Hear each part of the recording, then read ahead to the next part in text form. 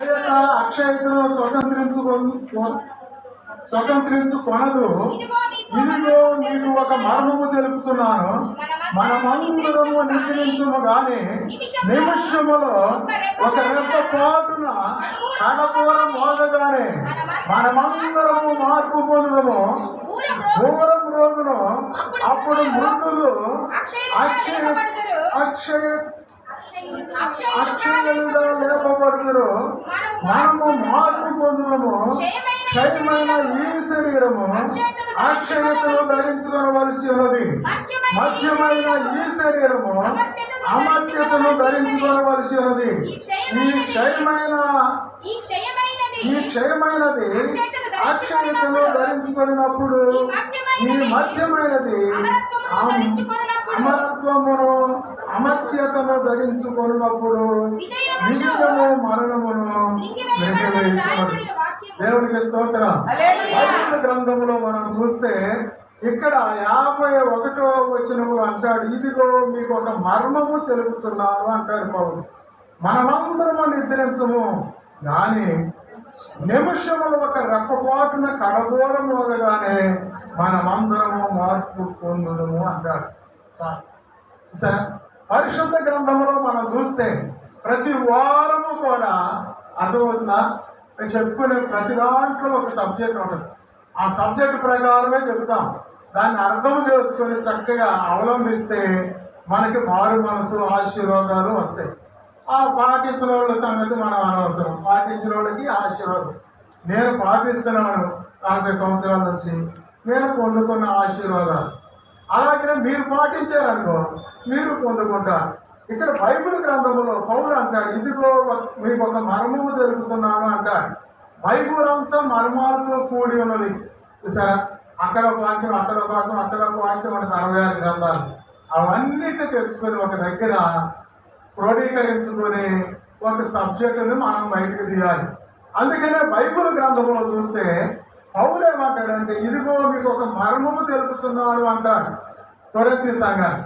మనమందరము నిద్రించము అంటే చచ్చిపోము కానీ నిమిషముల ఒక రెప్పపాటున కడబోర మోగగానే మనమందరము మార్పు చెందుతాము అంటున్నాడు. మనందరం ఈ లెంటడేస్ చేసేది కానీ, లేక చర్చలో ఉండి తీర్మాన ప్రార్థన చేసేది కానీ, లేక ఇవన్నీ కూడా ఏంటంటే ఒక రెప్పపాటులో కడబోర మోగుదంట. రెప్పపాటులో మనం మార్పు చెందుతామంట రక్షించబడిన బిడ్డలు. గత వారంలో ఏ వాక్యం చెప్పాం మీకు ఎవరికైనా గుర్తుందా? ఏముందా? ఉందా? పోయిన వారం ఏ వాక్యం చెప్పాము? ఏం తీర్పు? 2, 3, 4, 5 రకాల తీర్పులు ఉన్నాయి. ఏం తీర్పు? దేవుడి సన్నిధికి వచ్చినట్టు కదమ్మా. ఏం తీర్పు? న్యాయపీఠపు తీర్పు గురించి చెప్పుకున్నాం. అర్థమైందా? అది ఎప్పుడు జరుగుతాయా అంటే న్యాయపీఠం తీర్పు అందరూ మారు మనసు పొంది బాప్తిసం తీసుకొని రక్షించబడి, అలాగనే ప్రభు ఇప్పుడు చెప్పాడు కదా, రెప్పపాటులో కడబోరం మోగగానే అందరూ మార్పు పొంది అందరూ పక్షులాగా దేవుని రాజ్యానికి వెళ్ళిపోతారు. దేవునికి స్తోత్రం. అక్కడ తీర్పు అనేది న్యాయపీఠం తీర్పు. అర్థమైందా? ప్రథమ దూత గోరు పూసినప్పుడు రెప్పపాట్లో ఎగిరిపోయే వాళ్ళందరూ అక్కడ న్యాయపీఠం తీర్పులో నిలబడాలి. ఎక్కడ నిలబడాలి? న్యాయపీఠం తీర్పు. అయితే లోకానికి సృష్టి అంతటికి కలిపి అర్థమైన గొర్రెలు మేకలు తీర్పు ఉంది, ధవళ సింహాసనం తీర్పు. అది 7 ఏళ్ల విందు తర్వాత, 7 ఏళ్ల పరిపాలన తర్వాత ఆఖరి యుగ సమాప్తిలో తీర్చేటువంటి తీర్పు అది. అందుకని ఇక్కడ యేసు ప్రభు వారు అంటున్నాడు, పౌలు గారు అంటున్నాడు, ఇదిగో మీకు ఒక మర్మము తెలుపుతున్నాను అంటాడు. మనమందరము నిద్రించాం, చచ్చిపోము కానీ నిమిషంలో ఒక రెప్పపాటున కడమోర మోగగానే మనందరం మార్పు పొందుతాం అంటున్నాడు. ఘోర మోగినప్పుడు మృతులు అక్షయులుగా లేపబడతారు అంటున్నాడు. దేవుని స్తోత్రం. గత కాలంలో సరిపోయిన మృతులందరూ కూడా అక్షయులుగా లేపబడతారంట. చూసారా? అందుకని ఇక్కడ బైబిల్ గ్రంథంలో చూస్తే మృతులు అక్షయులుగా లేపబడుతురు, మనము మార్పు పొందుదుము అంటారు. క్షయమైన ఈ శరీరము అక్షయతను ధరించుకొనుచున్నది అంటాడు. క్షయమైపోయి ఈ శరీరం ఏం చేస్తుందంట, మన తాతో మన ముత్తాతో మన నాన్నో మన బాబాయ్ మన బాబు ఎవరో చచ్చిపోయారు. చచ్చిపోతే వాళ్ళు ఎప్పుడు మట్టిలో మట్టి కలిసిపోయింది, ఎముకలు మాత్రమే ఉండే సమాధి. అయితే ఇక్కడ బైబుల్ అంటాడు, ఈ క్షయమైపోయినటువంటి ఈ శరీరము ఏం ధరించకూడదంట, అక్షయతను ధరించకూడదంట. ఇక క్షయమ అవునటువంటి దాన్ని ధరించకూడదంట. అలాగే మత్యమైన ఈ శరీరము అమర్త్యతను ధరించుకొనిచున్నది అంటాడు. మత్యమైన ఈ శరీరము అమర్త్యత అంటే ఎప్పుడు పాడు కాని దాన్ని ధరించకూడదంట. అర్థమవుతుందా? అలాగే ఈ క్షయమైనది అక్షయతను ధరించుకున్నప్పుడు ఈ మధ్యమైనది అమర్త్యతను ధరించుకున్నప్పుడు విజయమందు మరణము మృంగివేయబడును అంటాడు. అందుకే ఓ మరణమా నీ విజయం ఎక్కడా, ఓ మరణమా నీ ముళ్ళు ఎక్కడా అంటాడు. కనుక ఈ మరణము ముళ్ళుని విరవటానికి యేసుక్రీస్తు ప్రభువు ఈ లోకానికి వచ్చాడు. అందుకనే బైబిల్ గ్రంథంలో మనం చూస్తే ఈ పరిశుద్ధ గ్రంథములో విజయమందు మరణము మృంగివేయబడి ఉంటుంది అంటాడు. విజయమందు ఏముంటదంట, మరణము మృంగివేయబడి ఉంటుంది అంటాడు. కనుక బైబిల్ గ్రంథములో ఇదిగో మీకు ఒక మరణము తెలుపుతున్నానంటాడు. మనం అందరము నిద్రించము కానీ నిమిషంలో ఒక రెప్పపోటున కడగోర వాళ్ళు కానీ మనందరం ఏం చేయాలంట, మార్పు, రక్షించబడిన ప్రతి బిడ్డ మార్పు చెందుతారు. ఒకవేళ ఆ సమాధుల్లో నిద్రించిన వారందరూ అక్షయతను ధరించుకొని అక్షయ శరీరాన్ని లెగుస్తారంట. అలా సముద్రంలో కొట్టుకుపోయినా, లేకపోతే బావులు పడి మునిగిపోయినా, లేకపోతే తుఫాన్లో కలిసిపోయినా, లేకపోతే భూకంపంలో కలిసిపోయినా, లేకపోతే మామూలు సాగు వచ్చి చచ్చిపోయినా, వాళ్ళు ఎలా చనిపోయినా కానీ ఇక్కడ అక్షయ శరీరాన్ని ధరించుకుంటారంట. దేవుడికి స్తోత్రం. వాళ్ళందరూ అక్షయ శరీరాన్ని ధరించుకుని లేచి నిలబడతారంట. అందుకే బైబిల్ గ్రంథంలో మనం చూసినప్పుడు ప్రధాన దూత శబ్దంతోనూ దేవుడు గోడతోనూ క్రీస్తు ఈ యొక్క మాట్లాడినప్పుడు అందరూ అక్షయమైనటువంటి శరీరాన్ని ధరించుకుంటారు అంటాడు. అదే మార్పు అంటే దేవునికి స్తోత్రం. దశలోనికాయల పత్రిక మొదటి పత్రిక చూడండి. దశలోనికాయలు రాసిన మొదటి పత్రిక త్వరగా చూడాలి. బైబుల్ ఉన్న వాళ్ళందరూ చదవాలి. దశలోనికాయలకు రాసిన పత్రిక 4వ అధ్యాయము 17-16 వచనాలు చదువుకుందాం. ఆర్భాటముతోనూ ప్రధాన దూత శబ్దముతోనూ దేవుని బోరతోనూ పరలోకము నుండి ప్రభువు దిగివచ్చును. క్రీస్తునందు మృతులైన వారు మొదట లేతరు. ఆ మీదట సజీవులమై నిలిచి ఉండు మనము వారితో కూడా ఏకముగా ప్రభువును ఎదుర్కొనుటకు ఆకాశ మండలమునకును మేఘముల మీదను కొనిపోబడుదును. కాగా మనము సదాకాలము ప్రభువుతో కూడా ఉండము. కాబట్టి మీరు ఈ మాటల చేత ఒకరినొకరు ఆదరించుకోవాలి. ఇక్కడ బైబిల్ గ్రంథంలో ఆయన చెప్తున్నాడు, యేసు మృతి పొంది తిరిగి లేచినని మనం అందరి ఎడలా అదే ప్రకారం యేసునందు నిద్రించిన వారు దేవుడు ఆయనతో కూడా ఎంట పెట్టుకుని వచ్చును. 15వ వచనం, మేము ప్రభు మాటను బట్టి మీతో చెప్పినదేమనగా ప్రభు రాకడ వరకు సజీవులమై నిలిచి ఉండి మనము నిద్రించిన వారి కంటే ముందుగా ఆయన సన్నిధిని చేరము. కానీ ఆర్భాటముతోనూ ప్రధాన దూత శబ్దంతోనూ దేవుని కూడతోనూ పరలోకం నుండి ప్రభు దిగవలసిన క్రీస్తునందు మృతులైన వారు మొదట నేర్చురు అంటారు. కనుక బైబిల్ గ్రంథంలో మనం చూస్తే చక్కగా మాట్లాడతారు. మేము ప్రభువు మాటను బట్టి మీతో చెప్పినదేమనగా అంటాడు. ప్రభు రాకడ వరకు సజీవులమై నిలిచి ఉండి మనము నిద్రించిన వారి కంటే ముందుగా ఆయన సన్నిధిలో చేరం. ముందు ఎంతో మంది చనిపోయారు భక్తులు. మోషే, ఏలియా, యెహోషువ ఇలాంటి భక్తులు ఎంతో మంది ఉన్నారు. వేల కొలది, లక్షల కొలది భక్తులు చనిపోయారు. అలాగనే వాడికంటే ముందు మనం దేవుడి రాజ్యంలో చేరం. కానీ ప్రధాన దూత కోరు పొందినప్పుడు అలాగే మృతులు అక్షయ శరీరాన్ని ధరించుకుంటారు. దాన్నే మహిమ శరీరము అంటారు. ఆ మహిమ శరీరాన్ని ధరించుకొని పరలోకానికి ఎత్తబడతారు. అక్కడ న్యాయపీఠపు తీర్పు ఉంటుంది. ఏ తీర్పు ఉంటుంది? వారి మనసు వదిన, బాప్తిసం తీసుకున్నా, రొట్టె ద్రాక్షారసం తీసుకున్నా, సంఘ సావాసంలో ఉన్నా, అలాగే ఆగిళ్ళ కట్టలు గైకొంటున్నా, అనేకులకు సువార్త ప్రకటించిన, అనేకులకి రక్షించిన, ఏ చేసినా కూడా ఇంకా మనల్ని దేవుడు అక్కడికి వెళ్ళాక న్యాయపీఠం తీర్పులో ఉంచుతాడని. అంతేగాని ఈ ధవళ సింహాసన తీర్పు, గొర్రెలు మేకలు తీర్పు తీసే తీర్పులో కాదు. ఇది ప్రత్యేక కేటగిరీ మారు మనసు పొందిన వాళ్ళకి జరిగే ఈ న్యాయపీఠపు తీర్పులో మనందరం నిలబడాల్సిందే. దేవుడికి స్తోత్రం. పోయిన ఆదివారం చెప్పుకున్నారు, అక్కడ న్యాయపీఠం తీర్పు జరుగుతూ ఉంటుంది, ఇక్కడ సంఘము ఎత్తబడుట. దేవుడికి స్తోత్రం. అర్థమైన చనిపోయిన వాళ్ళందరూ కడగోరం రోదగానే అక్షయ ప్రథమ ఘోరము ఓదగానే క్షయమైపోయేది కాక అక్షయ శరీరం ధరించుకుని ప్రభు సన్నిధికి వెళ్ళిపోతాం. అలాగే సజీవులు కూడా మనము కూడా అక్షయ శరీరం ధరించుకొని ప్రభు దగ్గరికి వెళ్తాం. ఎందుకంటే మనది మరలా మట్టిలో కలిసిపోవాలి. ఈ శరీరం ఇక్కడ విడిచిపెట్టి వదిలిపెట్టేది దేవుని దగ్గరికి వెళ్ళాల్సింది. అందుకనే బైబిల్ గ్రంథంలో మనం చూస్తే ఈ 16వ వచనంలో అంటాడు, దశలకాయ రాసిన పత్రిక 4వ అధ్యాయం 16వ వచనంలో అంటాడు, కాబట్టి మీరు ఈ మాటల చేత ఒకరినొకరు ఆదరించుకోనండి అంట. 15వ వచనం, ఆ మీదట సజీవులమై నిలిచి ఉండి మనము వారితో కూడా ఏకముగా ప్రభువులు ఎదుర్కొంటకు ఆకాశ మండలమునకు మేఘముల మీదను కొనిపోబోతున్నాం. చూసారా, బ్రతికే ఉన్న వాళ్ళు కూడా మారు మనసు పొందిన భర్త అయితే, అలాగే మారు మనసు పొందిన భార్య అయితే, ఇద్దరు ఒక మంచం మీద ఉంటారు భార్య భర్తలు. అయితే మారు మనసు పొందిన భర్త ఎత్తబడతాడు, మారు మనసు పొందని భార్య. అలాగే భార్య మారు మనసు పొంది భర్త పొందకపోతే మారు మనసు పొందిన భార్య వెళ్ళిపోతుంది, భర్త విడవబడతారు. అలాగే భార్య భర్తలు ఇద్దరు మారు మనసు పొంది ఇద్దరు ఎత్తబడతారు.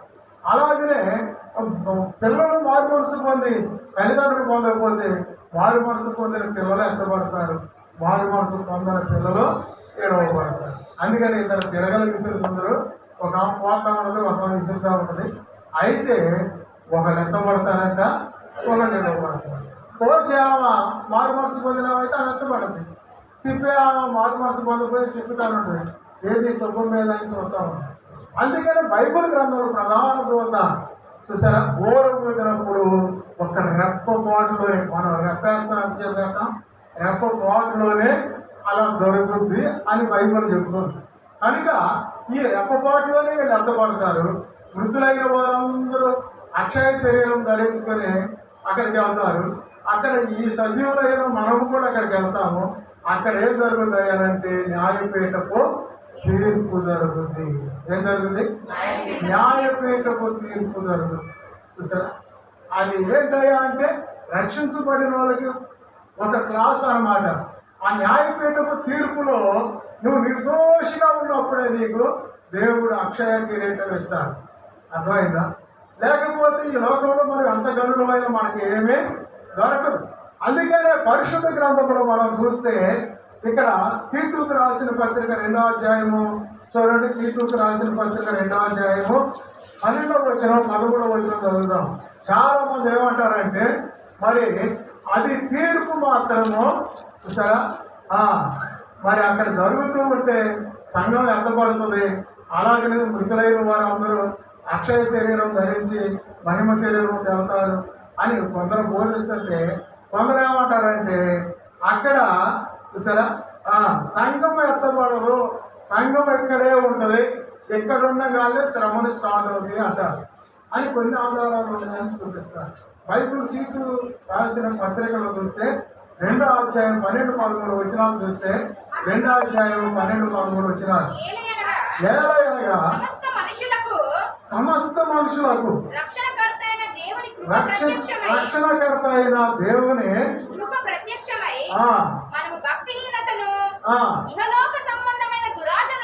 ఇహలోక సంబంధమైన దురాశలను విసర్జించి శుభప్రదమైన నిరీక్షణ నిమిత్తము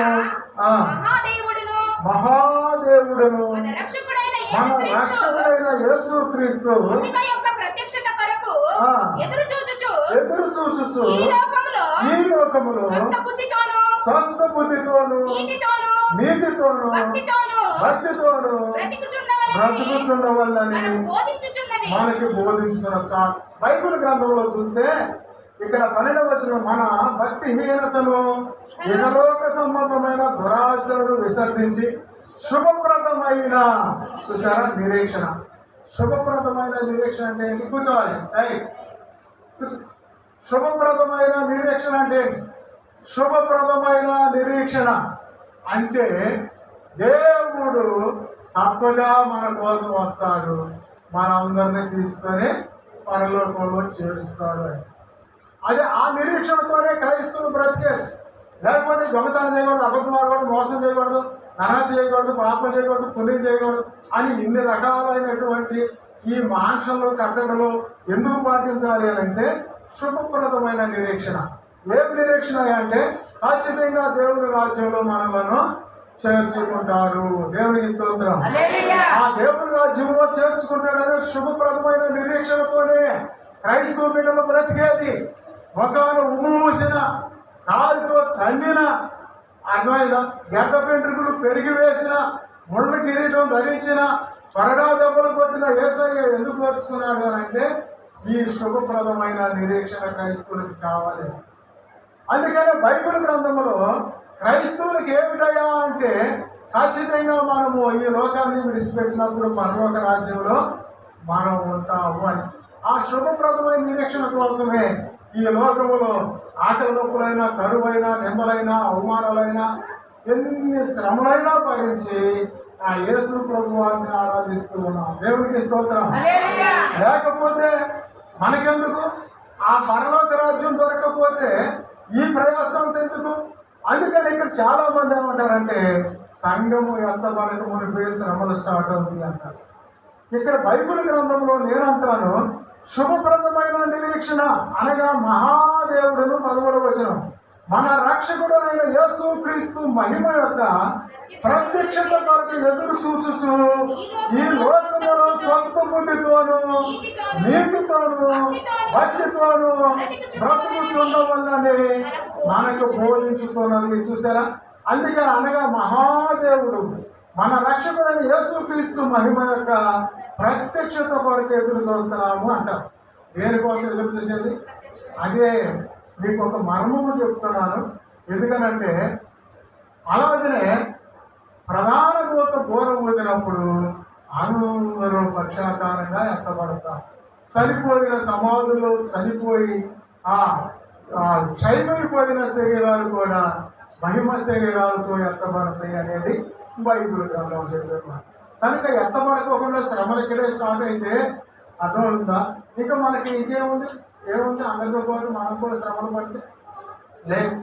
అందుకనే రెప్పపాటులో మనందరము కూడా మహిమ శరీరం ధరించి పైకి వెళ్తాం. అప్పుడు చూసారా చనిపోయిన మృతులైన వారందరూ వెళ్తారు. అక్కడ పరిశుద్ధులకు తీర్పు, న్యాయపీఠం తీర్పు జరుగుతుంది. అక్కడ న్యాయపీఠం తీర్పు జరుగుతుంది. భూలోకంలో 7 ఏళ్ళు శ్రమలు స్టార్ట్ అవుతాయి. అది సంగతి. 7 ఏళ్ళ శ్రమల కాలం ఉంది. ఈ 7 ఏళ్ళ శ్రమల కాలంలో అక్కడ పరిశుద్ధులకు న్యాయపీఠం తీర్పు జరుగుతుంది. ఈ 7 ఏళ్ళు శ్రమలు అయిపోయిన తర్వాత అక్కడ న్యాయపీఠం తీర్పులో చూసారా ఆయన ఎవరినైతే ఎస్ అని ఆయన సంతకం చేస్తాడో వాళ్ళందరూ కూడా పరలోక రాజ్యానికి వారసులు. అర్థమైనా? ఈ ఎత్తబడినప్పుడు ఎత్తబడటం మార్మల్స్ పొందిన అందరూ ఎత్తబడతారు. న్యాయపీఠపు తీర్పులో చూసారా మన ఆదివారం చెప్పుకున్నాం 3. ఒకటి ఏంటంటే వెండి, బంగారము, వెలగలరాలు. ఇంకోటి గడ్డి, కొయ్యకాలు, కర్ర. 3 కాగిపోతాయి అంట. న్యాయపీఠం తీర్పులో 3 నిలబడతాయి అంట. అందుకనే ఇక్కడ ఇన్ని ప్రయాసాలు పడి మనం జాగ్రత్తగా పర్ఫెక్ట్ గా దేవునిలో ఉండాలి అని హెచ్చరించేది సేవకులు. మనం జాగ్రత్తగా సరి చేసుకోవాలని. అందుకని మేము చెప్పుకుంటూ పోతాం. మేము వినుకుంటూ వదిలేశారనుకో అది మీ కర్మ. అర్థమైందా? మీరు ఆ ప్రసంగం చెప్పలేదు కదా అని మమ్మల్ని దేవుడు అడగడానికి లేకుండా అన్ని రకాల ప్రసంగాలు చెప్తూ ఉంటాం. అర్థమైందా? అందుకని పరిశుద్ధ గ్రంథంలో నేను 40 సంవత్సరాల నుంచి ఇప్పుడు వరకు కూడా ఎన్నో వేల ప్రసంగాలు చెప్పాను. సభల్లో కానీ ఆదివారం కానీ ఇవన్నీ కూడా ఇని వదిలేసేసాం అనుకో అది ఎవరికి నష్టం? ఎవరికి నష్టం? మీకే నష్టం. చూసారు? అందుకనే న్యాయపీఠం తీర్పు రక్షించబడి బాప్తిసం తీసుకున్న అందరూ అక్కడికి వెళ్తాం. అక్కడ న్యాయపీఠం తీర్పులోనైనా నిన్ను కేటాయిస్తారు. అర్థమైందా? నీ మూర్ఖత్వాన్ని బట్టి, నీ మాటలను బట్టి, నీ ప్రవర్తనను బట్టి నీ యొక్క చెడును బట్టి ఖచ్చితంగా అక్కడ నిన్ను కేటాయిస్తాడు. అప్పుడు న్యాయపీఠము తీర్పులో నువ్వు దోషి అని తేలిందనుకో, అప్పుడు గడ్డి, పొయ్యికాలు, గడ్డి అంటే కర్ర, ఈ 3 కాలిపోయిన సంఖ్యలో వెళ్ళిపోతాయి. 6 పునాదుల గురించి చెప్పారు. బంగారము, వెండి, వెలగలరాడు, ఆ సంఖ్యలో నువ్వు చేర్చబడ్డావు అనుకో, అప్పుడు బలా మంచి దాసుడా, నా తండ్రి చేత ఆశీర్వదించబడింది మొదలుకొని మీకోసం సిద్ధపరిచిన పరలోకంలోకి వెళ్ళండి అని చెప్తారు. అంతేగాని కాలిపోయినాడు నీకేమన్నా అక్కడ బూడిదైపోతాయి కదా. అందుకనే ఇందులో కూడా 6 పునాదులు ఉన్నాయి. 6 పునాదుల్లో 3 పునాదులు మాత్రమే నిలబడతాయి. అది బంగారము, వెండి, ఏంటది వెలగల వాళ్ళు మాత్రమే నిలిస్తే న్యాయపీఠం తీర్పులో. అన్ని నిలబడు. అలాగే సంఘంలో చేర్చబడి బాప్తిసం తీసుకున్న వాళ్ళందరూ అక్కడికి వెళ్ళిపోతారు, దేవుని రాజ్యం దొరుకుతుంది అనేది కాదు. అక్కడ వారి క్రియలను బట్టి అక్కడ న్యాయపీఠం తీర్పు జరుగుద్ది అని బైబిల్ చెబుతుంది. నాకైతే ఈ తీర్పు రాసిన పత్రికలో 2:12-13 వచనాలను బట్టి అసలు మనం శ్రమలు చూడకుండానే సంఘాలు ఏర్పడతాయి. దేవునికి స్తోత్రం. అదే క్రైస్తవులకి ఒక నిరీక్షణ, అదే క్రైస్తవులకు ఉన్నటువంటి ప్రత్యేకత. ఈ శ్రమల కాలంలో కూడా ఇక్కడ ఉంటే అర్థమైన విడిచిపెట్టబడిన గుంపులో ఉంటే ఇక నువ్వు చేసిన దానికి ప్రతిఫలం ఏముంది? అక్కడ తీరుపుతారు, తీర్పు ఏంటో అర్థమైందా? అందుకనే బైబిల్ గ్రంథంలో మనం చూస్తే సంఘం అంతా ఎత్తబడినప్పుడు చూసారా, అలాగే 7 ఏళ్ళు అక్కడ భూమి మీద శ్రమల కాలం ఉంటుంది చూసారా, అలాగే 1000 ఏళ్ళ పరిపాలన కూడా ఉంది. అక్కడ తీర్పు జరుగుతూ ఉంటుంది, ఇక్కడ 7 ఏళ్ళు శ్రమలు అనుభవిస్తూ ఉంటారు. అందుకే బైబిల్ గ్రంథంలో చూస్తే యేసుక్రీస్తు మహిమ ప్రత్యక్షత అంటారు. దానికోసం ఎదురు చూస్తూ స్వస్థబుద్ధితో ఉండండి అంటాడు తీతు పత్రిక. యేసుక్రీస్తు మహిమ ప్రత్యక్షత కొరకు ఎదురు చూస్తూ స్వస్థబుద్ధి గలవారై ఉండండి అంటాడు. బాప్తిసం తీసుకున్నంత మాత్రాన, సేవకు అభిషేకించబడినంత మాత్రాన, ఒకవేళ చర్చి కట్టినంత మాత్రాన, లేకపోతే నీళ్ళలో మునిగినంత మాత్రాన పరలోకం ఉందనేది మనం అనుకోకూడదు. చూసారా, నీ పునాది ఏమిటి అనేది మనం కరెక్ట్ గా గమనించాలి. పరిశుద్ధ గ్రంథంలో చూస్తే క్రీస్తు 2వ రాకడ గురించి దాదాపు 300 ప్రవచనాలు ఉన్నాయంట. సంఘం ఎత్తబడుట, అలాగే ఇది అకస్మాత్తుగా జరుగుతుంది కనుక తర్వాత 7 ఏళ్ళు శ్రమల కాలము, అలాగే ఇక్కడ మరి న్యాయపీఠపు తీర్పు ఒకేసారి జరుగుతుంది. బైబిల్లో ఎన్నో ఆధారాలు ఉన్నాయి, టైం లేదు, చదవండి. మరి 14వ అధ్యాయం 1-3 వచనాలు, యోహాను సువార్త 14వ అధ్యాయం 1-3 వచనాలు. యేసుక్రీస్తు ఎందుకు వచ్చాడు, శిలువ మరణ శ్రమలు ఎందుకు పొందాడు, ఆయన అక్కడికి ఎందుకు వెళ్ళాడు అని అంటే మనకి స్థలము సిద్ధపరచ వెళ్ళాడు. 14వ అధ్యాయము 1-3 వచనాలు త్వరగా చదవాలి. యోహాను సువార్త, మీ హృదయమును కలవరపడనీయకుము, దేవుని యందు విశ్వాసం ఉంచుతున్నారా, నా యందు విశ్వాసం ఉంచు, నా తండ్రి ఇంట అనేక నివాసములు కలవు, లేని ఎడల నేను మీతో చెప్పుదును. దేవునికి స్తోత్రం. ఆయన ఏమంటారు, నా తండ్రి ఇంట అనేక నివాసాలు ఉన్నాయి పరలోక రాజ్యంలో. మీరు ఇక్కడ కరెక్ట్ గా ఉన్నారా, అక్కడ న్యాయపీఠపు తీర్పులో మీరు ఎస్ అని నేను సంతకం చేస్తాను. అక్కడ నా తండ్రి అంటే అనేక నివాసాలు ఉన్నాయి, లేకపోతే నేను మీతో చెప్తాను. అక్కడ కింద వచ్చిన 3వ వచనం బైబిల్ అంతా కూడా, మీకు స్థలము సిద్ధపరచ వెళ్ళుచున్నాను, మీరు వెళ్ళి నేను స్థలము సిద్ధపరచ వెళ్ళినే కదా మీరు ఉండులాగున మరలా వచ్చి నా యొక్కకు మిమ్మలను తీసుకొని పోతాను అంటాడు. అదే దేవునికి స్తోత్రం. ఆయన చనిపోయి సమాధి చేయబడ్డాడు, 40 దినాలు ఉన్నాడు, తర్వాత పరలోకం వెళ్ళిపోయి తండ్రి కుడి పార్శ్వం నుండి విజ్ఞాపన చేస్తున్నాడు. ఏమని విజ్ఞాపన చేస్తున్నాడు చూసారు, అయ్యా మీ దగ్గరికి వచ్చే వాళ్ళందరే ఐక్యతగా ఉండాలని కాదు, కానీ సర్వలోకములో పరిశుద్ధులైన వాళ్ళందరూ ఒక ఐక్యతగా ఉండాలని వారి నిమిత్తం ప్రార్థన చేస్తున్నానంట. దేవునికి స్తోత్రం. ఒక సంఘమే ఐక్యతగా ఉండటం కాదండి, సర్వలోకములో మారుమనసు పొందిన సంఘాలన్నీ కూడా ఐక్యతగా ఉండాలి అని. ఈ వాక్యం విన్న ప్రతి వారు కూడా ఐక్యతగా ఉండాలి. అలా ప్రపంచంలో ఎన్ని కోట్ల మంది ఉన్నారో క్రైస్తవులు, వాళ్ళందరూ ఐక్యమై ఉండాలని తండ్రి కుడి పార్శ్వన కూర్చొని ప్రార్థన చేస్తాడట. ఎన్నో వచ్చిన యోహాను సువార్త చూడాలి బైబిల్ గ్రంథంలో 20వ వచనం 17-20 త్వరగా చూడాలి. మరియు నీవు నన్ను పంపితివని లోకము నమ్మనట్లు తండ్రి నా యందు నీవును నీ యందు నేనును ఉండలాగున వారు మన యందు ఏకమై ఉండవల్లని వారి కొరకు మాత్రమే నేను ప్రార్థించడం లేదు.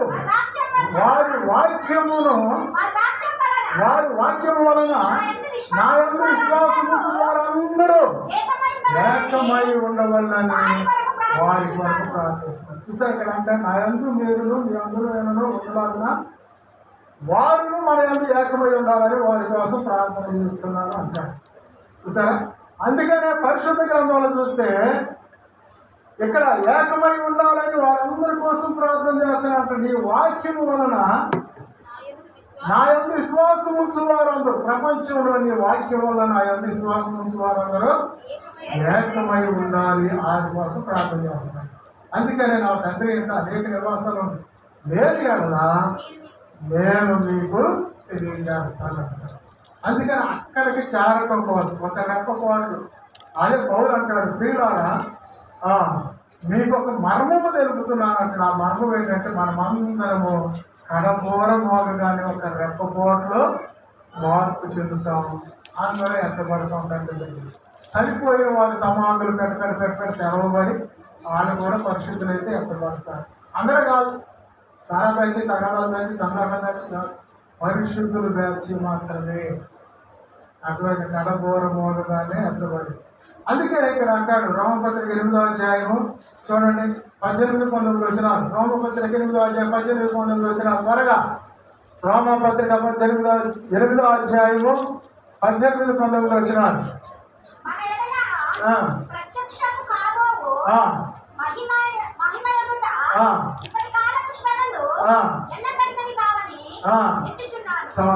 అక్కడ ఆగు, బైబిల్ ఇంకా చూడు, అటు ఇటు తిప్పి చూడు. మన ఎడలో ప్రత్యక్షము కాబో మహిమ ఎదుట ఇప్పటి కాలపు శ్రమలు ఎన్నదగినవి కావు అని ఎంచుతున్నాను అంటాడు పౌలు గారు రోమ సంఘం 19వ వచనం. దేవుని కుమారుల ప్రత్యక్షత కొరకు సృష్టి మిగుల ఆశతో దేని చూచుచు కనిపెట్టుచున్నది.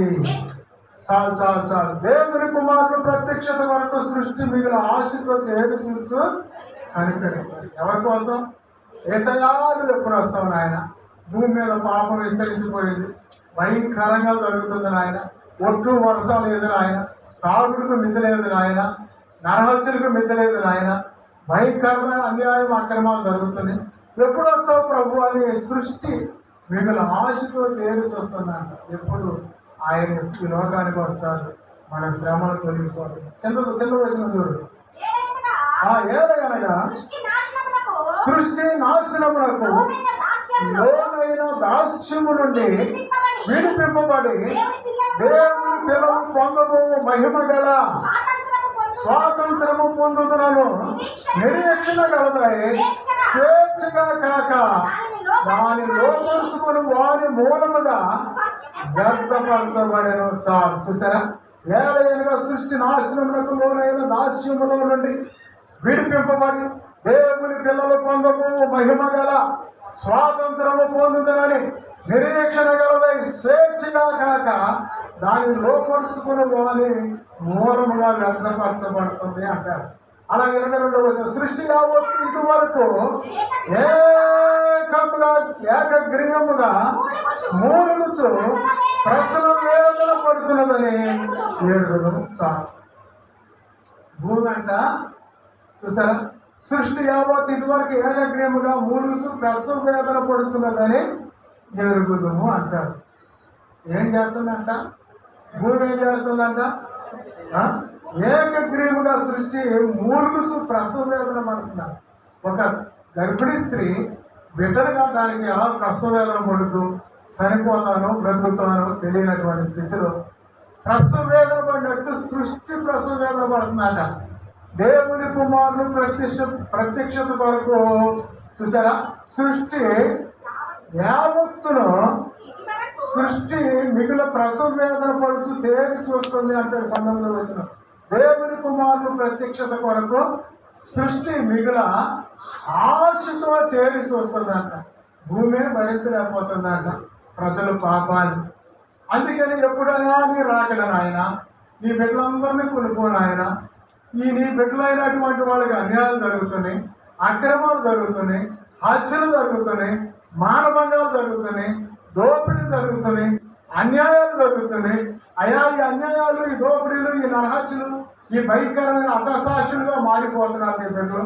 నీ రాకడ ఎప్పుడయ్యా, నీ బిడ్డలందరూ ఎప్పుడు ఎత్తుకుని వెళ్తావయ్యా అని సృష్టి ఏకగ్రీవంగా ప్రసవ వేదన పడుతూ మూలుగుతుంది అంటాడు.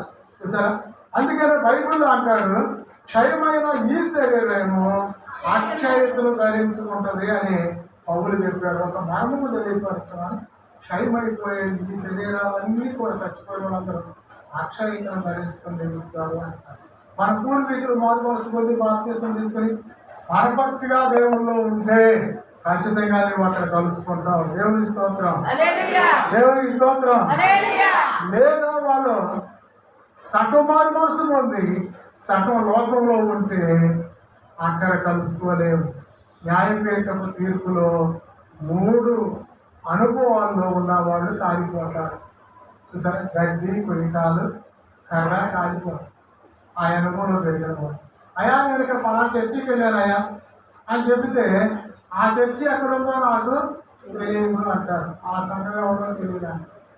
అందుకనే ఇక్కడ ఖండించి, హెచ్చరించి, బుద్ధి చెప్పి, గట్టిగా నొక్కి వకాలించి చెప్పేది. 90 డేస్ ప్రార్థన జరుగుతుంది. కొందరు వస్తున్నారు, కొందరు రాలేకపోతున్నారు. వచ్చిన వాళ్ళకి వందనాలే మేము చెప్పాల్సింది, రాని వాళ్ళకి వందనాలు. విన్న వాళ్ళకి వందనాలే, వినని వాళ్ళకి వందనాలు. అర్థం అవుతుందా? అది చాలా మంది వాళ్ళ పనుల మీద రాలేకపోతున్నారు. వాళ్ళ మేము ఏమనేది కాదు, అది మీ విజ్ఞప్తిగా వదిలేసేస్తున్నాం. రావాలి అనేది పాస్టర్ గారు చెప్పే మాట. రాలేనప్పుడు మేము చేసాం. అలాగే వారాలు ప్రార్థన పెట్టారు, ఆ ప్రార్థనకి రాలేకపోతున్నారు కొందరు వస్తున్నారు. వచ్చిన వాళ్ళు కొన్ని మాటలు తెలుసుకుంటారు. ఇప్పుడు మీరు అందరూ వచ్చారు కనుకనే ఇప్పుడు సంఘం ఎత్తబట్టు ఏంటో కొన్ని విషయాలు మనకి అర్థమైంది. రాకపోతే తెలుసా, చాలా ఎట్లా వచ్చింది అది. నాకు బైబిల్ అంతా తెలుసు అంటే ఏం తెలుసు? బైబిల్లో ఒక పూచిక పుల్ల కూడా మనకు తెలియదు. దేవునికి స్తోత్రం. బైబిల్ గ్రంథము లోతు కానీ, ఎత్తు కానీ, ఎరడు కానీ ఎవరికి తెలియదు. నేను 40 సంవత్సరాల సేవ చేస్తాను, ఇంకా నేర్చుకుంటానే ఉన్నా, ఇంకా అన్వేషణలోనే ఉన్నా, వెతుకుతూ ఉన్నా, బైబిల్ అంతా తొవ్వుతూ ఉన్నా, వెతుకుతూ ఉన్నా, నోట్ చేసుకుంటూ ఉన్నా. అర్థమవుతుందా? ఒక్కొక్కళ్ళ గురించి ఒక్కొక్క వాక్యము ప్రతిరోజు చెప్పుకుంటూ వస్తున్నా. క్రీస్తు శ్రమల గురించి ఇలాగ జీవితాంతరం ఎక్కడో తరగనటువంటి సబ్జెక్ట్ లేదు. అర్థమైందా? మరి వచ్చినకి అర్థం అవుతుంది. యేసు ప్రభు గురించి, ఈ యొక్క శ్రమల గురించి, బైబిల్ గురించి ఏం చెప్తున్నారని, శిలువ మరణ శ్రమల గురించి రోజుకు ఒక అధ్యాయం చెప్తున్నారు. అర్థమైందా? అలాగే బైబిల్ గ్రంథములో ఇది ఏమిటి అంటే సంఘం ఎత్తబడుట. ఇప్పుడు ఈరోజు చెప్తున్న వాక్యం ఏంటి? సంఘం ఎత్తబడుట. సంఘం ఎత్తబడుద్ది రెప్పపాటులో. ఈ క్షయమైపోయినటువంటి శరీరం అక్షయతను ధరించుకుంటుంది. సృష్టిలో అందరూ మారు మనసు పొందిన సంఘాలన్నీ ఎత్తబడుతాయి. ఆ సంఘం ఈ సంఘం అని లేదు. అలాగే చనిపోయిన వారు కూడా అక్షయమైన శరీరాన్ని, క్షయమైపోయిన శరీరాన్ని ఇసుకొని అక్షయమైన శరీరాన్ని ధరించుకొని మహిమ స్వరూపిగా దేవుని న్యాయపీఠం దగ్గర నిలబడతారు. అక్కడ బాప్తిసం తీసుకున్నాను కదా నేను పరలోక రాజ్యం అంటే లేదు. అక్కడ న్యాయపీఠం తీర్పులో ఇక్కడ 7 ఏళ్ళు శ్రమలు జరుగుతూ ఉంటే అక్కడ జడ్జిమెంట్ జరుగుతుంది. ఒకే సమయంలో జరుగుతుంది. ఆ జడ్జిమెంట్ లో నీవు నీ క్రియలను బట్టి నీతిమంతురాలుగా తీర్చబడితే తండ్రి చేత ఏర్పాటు చేయబడినటువంటి పరలోక రాజ్యం ఇది. ఓకే, దేవుని స్తోత్రం. లేకపోతే 3 అనుభవాలు, బంగారము, వెలగల వాళ్ళు, తర్వాత వెండి, ఆ 3 నిలబడది అంటే అగ్ని పరీక్ష అప్పుడు న్యాయపీఠం తీర్పులో ఈ గడ్డి, కొయ్యకాలు, కర్ర కాలిపోతాయి. అప్పుడు అక్కడ కూడా చలి వేస్తాడు. ఒక 50% అక్కడ కూడా పోయేదే. అర్థమవుతుందా? ఇక్కడ ఉన్న వాళ్ళు 7 ఏళ్ళ శ్రమల్లో మల మారిపోతారు. ఈ 7 ఏళ్ళ శ్రమల కాలం గురించి మరోసారి చెప్పుకుందాం. అందుకని బైబిల్ గ్రంథంలో చూస్తే ఇక్కడ ఒక మాట రాయబడింది చూడండి. బైబిల్లో చూస్తే ఫిలిప్పీ రాసిన పత్రిక 3:21 త్వరగా చూడాలి. ఫిలిప్పీ పత్రిక 3:21 త్వరగా. మన పౌరస్థితి పరలోకమంతున్నది.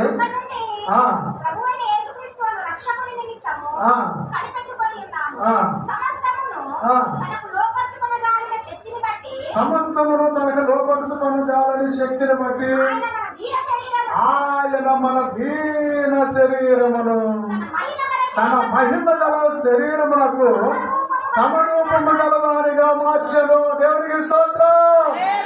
హల్లెలూయా. ఇక్కడ అంటాడు సమస్తము తనకు లోపరుచుకొని జాలనే శక్తిని బట్టి ఆయన మన దీన శరీరమును మహిమ గల శరీరమునకు సమరూపము గలదానిగా మారుస్తారట. దేవుని స్తోత్రం. ఇక్కడ ఉంటే మనం అందరం తలో ఒక రకంగా ఉన్నాం, తిక్కలుగా. అర్థమైందా? అయితే అక్కడికి వెళ్ళిన తర్వాత అందరూ యేసు ప్రభువుని మధ్యలో పెట్టిన అందరూ కలిసి ఒక ఫోటో తీసుకున్నారంటూ ఎలా ఉంటారు? అందరూ ఆయన పోలిన వారిలాగానే ఉంటారంట అందరూ. ఈ శరీరాలన్నీ క్షయమైపోతాయి, మహిమ శరీరంతో అలా ఉంటారు. అందుకనే మన దేవ శరీరమును ఆయన మహిమ గల శరీరముగా సమరూపము గలదానిగా మారుస్తాడు అంటే 4:4 చూడండి. ఆయన ప్రత్యక్షమైనప్పుడు మనకి ఇక ఆనందము కలుగుతుంది అంటే 4:4 పిలిపి ఎల్లప్పుడూ మరలా చెప్పుదును ఆనందించుడి, మీ సహనము సకల జనులకు తెలియబడనియండి. చూసారా? ఎల్లప్పుడూ ప్రభునందు ఆనందించండి. మరలా చెప్తున్నాను, ఆనందించండి. మీ సహనము సకల జనులకు. ఈ లోకంలో హింసిస్తున్నారా? దోసుకుంటున్నారా? అన్యాయం చేస్తున్నారా? అయినా పర్వాలేదు, మీ సహనము సకల జనులకు. ఎందుకంటే ప్రభు సమీపంగా ఉన్నాడు. ఆయన వచ్చి డోర్ దగ్గర ఉన్నాడు. ఎవడైతే ఆయన స్వరం మీద డోర్ తీస్తారో అందరూ ఆ లోపలికి ఆహ్వానిస్తారు. అందుకే పరిశుద్ధ గ్రంథంలో మనం చూస్తే కొలస్సీ పత్రిక 3:4 మనకు జీవమై ఉన్నటువంటి క్రీస్తు ప్రత్యక్షమైనప్పుడు ఏమంటాడో చూద్దాం. మనకు జీవమై ఉన్న క్రీస్తు ప్రత్యక్షమైనప్పుడు మీరు ఆయనతో కూడా ప్రత్యక్షపరచబడదు. కావున భూమి మీద ఉన్న మీ అవయవములను అనగా జారత్వము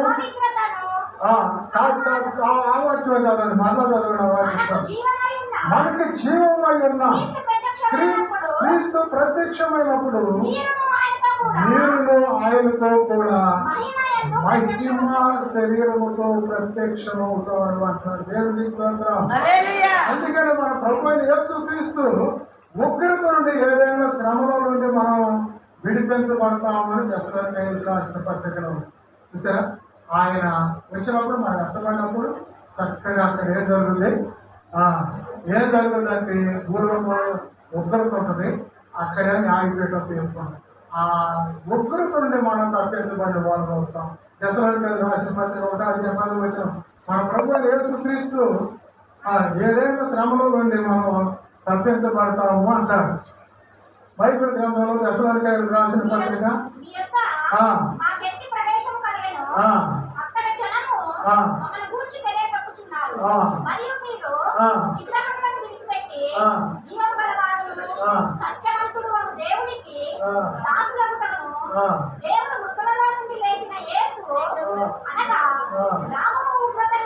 రాబోవు ఉగ్రత నుండి మనల్ని తప్పించుతున్న ఆయన కుమారుడైన యేసు పరలోకం నుండి వచ్చునని ఎదురు చూసినను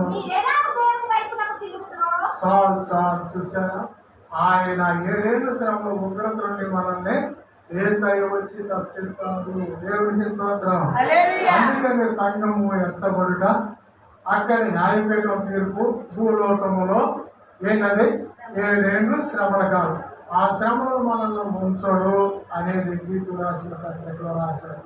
కనుక ప్రియమైన దేవుని బిడ్డలారా, ఎత్తబడిన వారు చూసారా, ఆకాశ మండలంలో ప్రభుతో కూడా ఉంటారు అంటారు.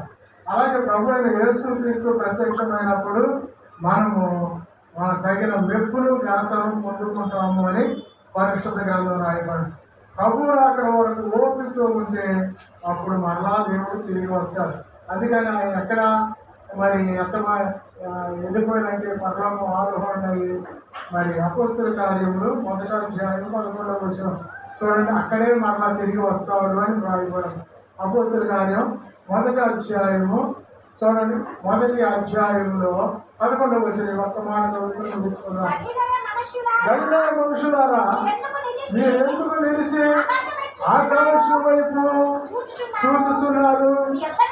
మీ యొద్ద నుండి పరలోకమునకు చేర్చుకొనబడిన ఈ యేసే ఏ రీతిగా పరలోకమునకు వెళ్ళుట మీరు చూచితిరో ఆ రీతిగానే ఆయన తిరిగి వచ్చునని వారితో చెప్తారు. చూసారా, ఇక్కడ ఏం చదువుతారు? మీరు అర్థం కాలేదేమో.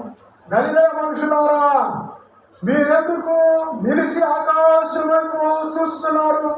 మీ వద్ద నుండి పరలోకమునకు చేర్చుకొనబడిన యేసే ఏ రీతిగా పరలోకమునకు వెళ్ళటం మీరు చూచితిరో ఆ రీతిగానే ఆయన తిరిగి వచ్చునని వారితో చెప్తాను. దేవునికి స్తోత్రం.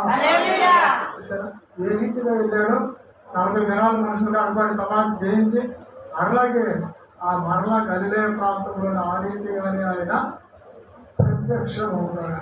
అప్పుడు మనకి తగిన మెప్పును ఘనతను ఉండదు. అందుకని ఒకవేళ నిందలు పడుతున్నారా, అవమానాలు పడుతున్నారా, కరువులు పడుతున్నారా, రోగాలతో బాధపడుతున్నారా, ఎన్ని ఉన్నా దేవునికి స్తోత్రం. అన్ని దేవుని సన్నిధిలో మనకి మెప్పును ఘనతను కలుగునంటాడు. పౌలు అంటాడు, మంచి పోరాటం పోరాడాను, నేను పరుగు కడముట్టించాను, విశ్వాసాన్ని కాపాడుకున్నాను, ఇక మీద నా కొరకు నీతి కిరీటం ఉంచబడి ఉన్నది అంటాడు. చూసారా, ఏముందంట మనకి? నీతి కిరీటం, జీవ కిరీటం, అక్షయ కిరీటం, మహిమ కిరీటం, వాడబాట కిరీటం ఎన్నో ఆశించారు. ఆ వరాలన్నీ దేవుడు మనకి సొంతం చేస్తాడు. ఈ లోకంలో ఆకలి గొప్పలైనా, హింస అయినా, కరువు అయినా పడి ఆయన కోసం ఓపికతో కనిపెట్టుకుని ఉండాలి. కనుక కనిపెట్టుకుని న్యాయపీఠం తీర్పులోకి వెళ్ళాక కాలిపోయే వాటిలాగా ఉన్నామనుకో, గడ్డి పొయ్యి కాదు అటు కరలాగా ప్రయోజనం ఉండదు. అక్కడైనా సరే నువ్వు బయటికి వెళ్ళిపోవాల్సి ఉంటుంది. అందుకనే ఇక్కడే మనం సరి చేసుకుందాం. దేవుడు ఈ మాటలు ప్రేమించడం కాక. మరి ఇప్పుడు మా అబ్బాయి మాట్లాడుతుంటే నాకు కోపం వచ్చి నేను కోపపడ్డాను. అందరూ కూడా మనం క్షమించండి, నేను కూడా క్షమించు. దేవుడి మాటలు దీవించడం. పరిశుద్ధమైన తండ్రి, ప్రేమ గల యేసయ్య, నీ వందనాలు, స్తోత్రాలు నాయన. ఎప్పుడు నీ సన్నిధిలో స్తుతి ఆరాధనలో మేమందరం మనస్ఫూర్తిగా స్తుతించి, మనస్ఫూర్తిగా కొనియాడి, మనస్ఫూర్తిగా నీ సన్నిధిలో నాయన ఆరాధన చేసుకోవడానికి సహాయం చేయండి. ఎవరిని హింసించగా, మా వలన ఎవరు నాయన నష్టపోకుండా అందరూ నాయన నీ సన్నిధిలో వారి మనసు పొంది నీ రాకడ సంసిద్ధంగా ఉన్నప్పుడు అందరూ ఎంతబడే గుంపులో ఉన్నప్పుడు సహాయం చేయాలి. అక్కడ న్యాయపీఠం తీర్పులో అయా తండ్రి మేమందరూ కూడా ఆయన అయా వెలకల రాళ్ళు, బంగారము, అలాగే మా ప్రభు అయా వెండిలాగా ఉన్నట్టు సహాయం చేయండి. గడ్డి కొయ్యకాలు అలాగే ప్రభు కర్రలాగా మేము ఆడిపోకుండా మా నడిపింపు మా యొక్క నాయన ఇదే నాయన భక్తి నాయన గడ్డి కొయ్యకాలు కర్రలాగా కాలిపోకుండా చేయాలి. వేస్తున్నాము ఇస్తున్నాము తండ్రి. వచ్చి అందరూ వరుసగా వచ్చి కాన్ఫరెన్స్ అవ్వండి.